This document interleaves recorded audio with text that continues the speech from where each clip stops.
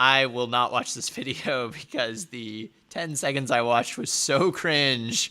Like, it literally just makes my skin crawl. Like, what are we doing? But anyway, um, after the House, I guess, signed or voted on, not signed it, anyway, voted on uh, making Juneteenth a federal holiday. There was this like weird sing along thing that they did. Uh, and I feel so bad. You can see like Ilhan Omar in there, Representative. Um, she does not look very comfortable. I'm just gonna do a little body language read there, but anyway, just really weird stuff. Um, Michael Harrod, I didn't send this article to you, but it's in the root. It says, "Make Juneteenth Great Again, the Caucasian's Guide to Celebrating Juneteenth." It's kind of a humorous take on the whole thing.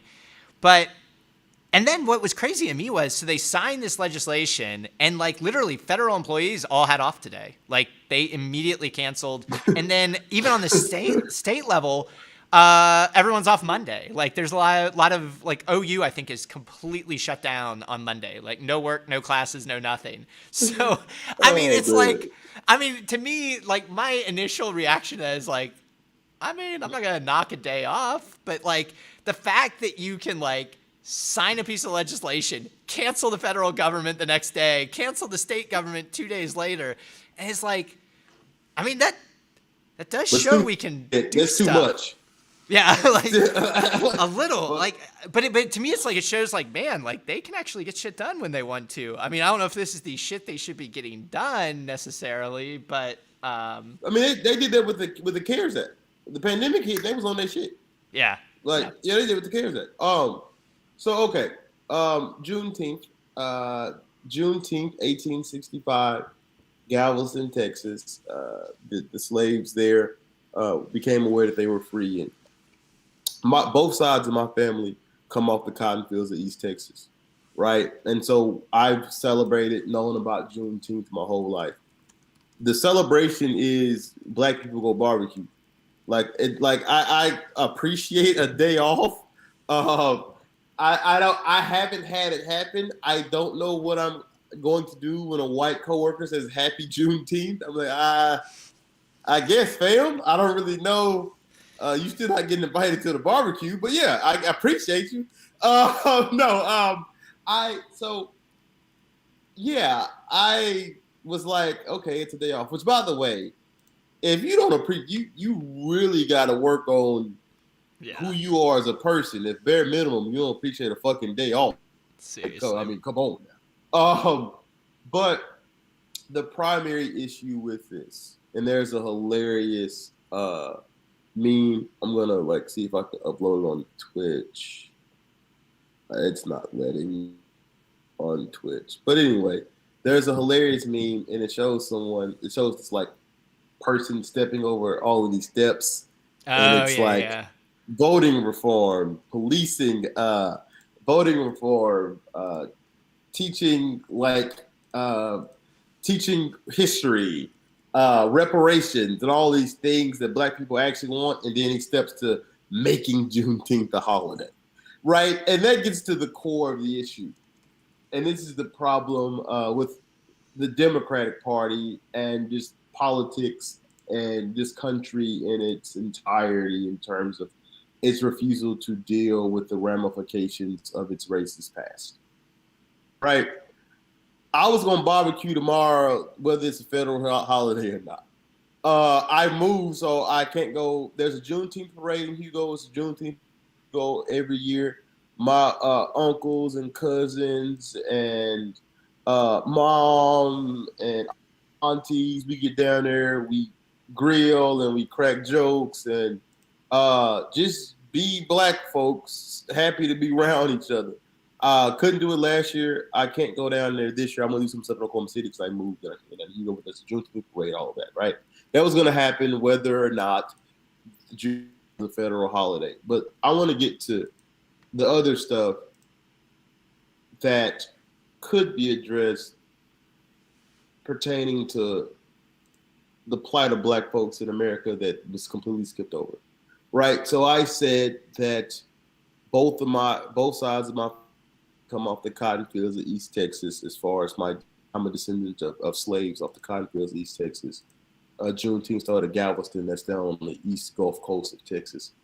Um, I'm the first person in my family to obtain a bachelor's degree, right? I followed that up with a law degree, and from a top law school. And I graduated from that law school with more debt than my colleagues who were white high school dropouts that had more wealth than me. That's much more to my family than whether or not Juneteenth is a holiday. We was gonna barbecue anyway. Yeah.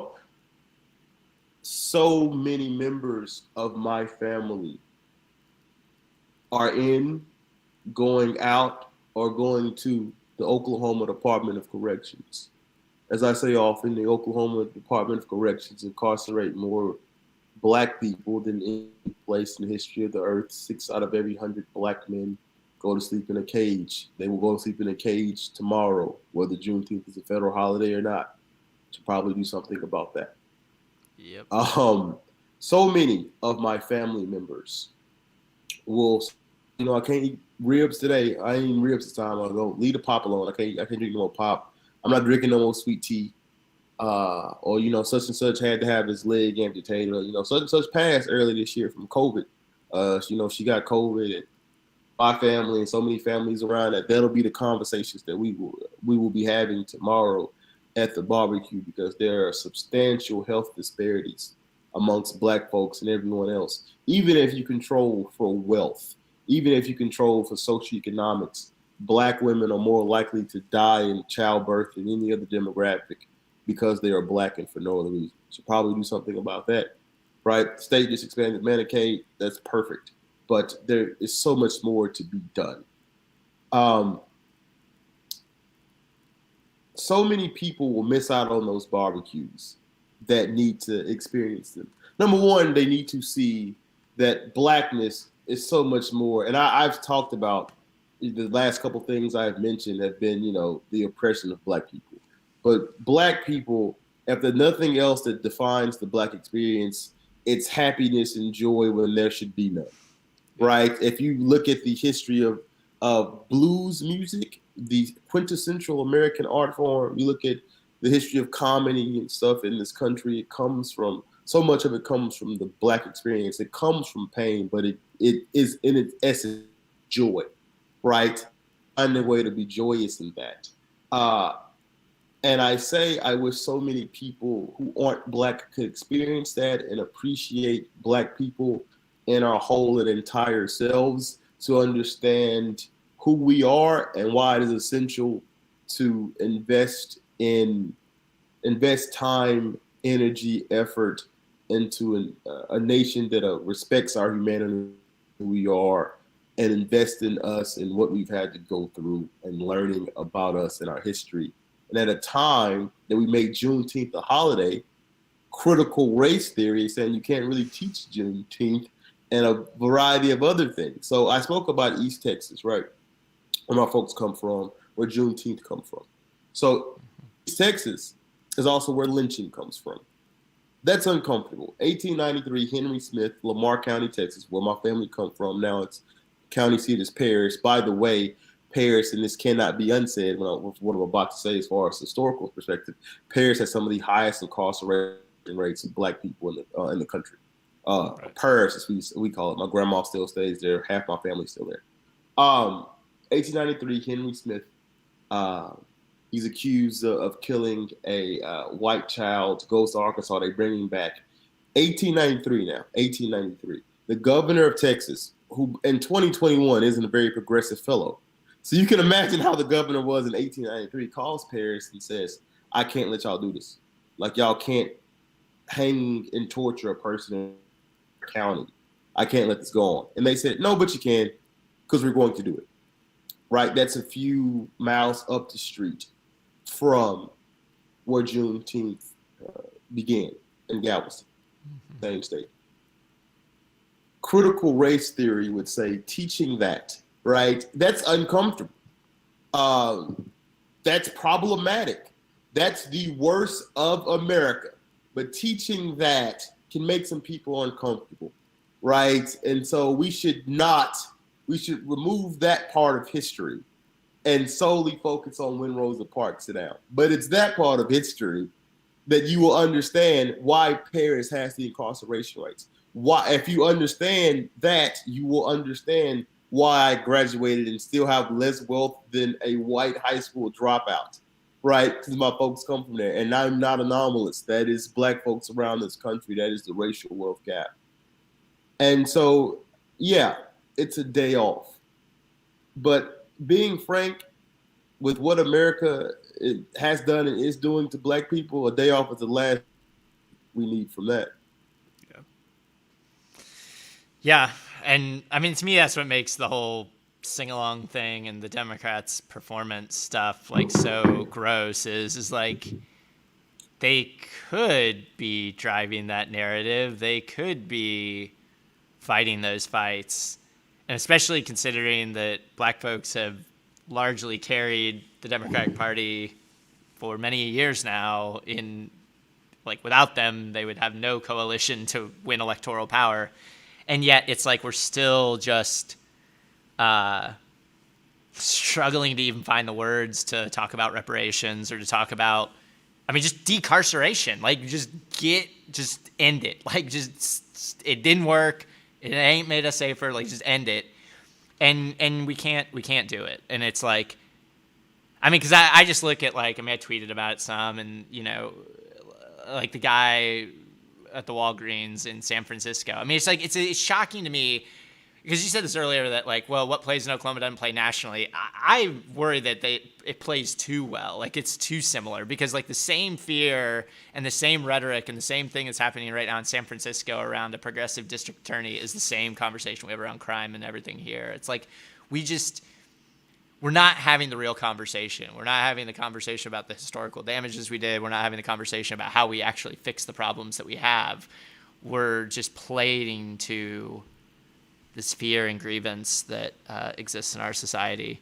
And so I really wish we would, I mean, I'm fine to give a day off and do the symbolic stuff, but I think it's way more critical that we are constantly driving these conversations about how we end these systems that we've built that have failed so many people. And if I'm going to not, I'm going to try to end this on a positive note. Okay. Sure. So I just went on a lengthy tirade, mentioning spectacle lynching, which is a very dark thing that happened all over this country. So you should know about it. But I will say this: acknowledging Juneteenth is progress. And while I know that many people will not take this federal holiday as an opportunity to reflect, some will who would not have before. Some will attempt to understand and reflect and take action as to the great atrocities that America continues to perpetuate against Black people. And a federal holiday is in no means the end all be all, but it's a step forward from where we are, or where we were, excuse me. And journeys take steps. I am skeptical that we will take many, but I am hopeful in that we have at least started walking. And hopefully we can continue walking. While people like you and I would much more prefer a sprint, hopefully we can at least continue walking towards something resembling equality for everyone, not just Black folks, not brown folks, not just trans folks and women, but everyone. And what we know is when we acknowledge the humanity and the plight of Black folks in this country, it forces us to look at how we treat everyone else. If you look at the Civil Rights Act, it wasn't just Black folks can be treated better, let's move on. It had substantial positive effects for immigrants and women and the like. and so marginalized groups. And so hopefully continue this walk and we pick up toward jogging and running and then sprinting towards something resembling equality for everyone in this country. And happy Juneteenth.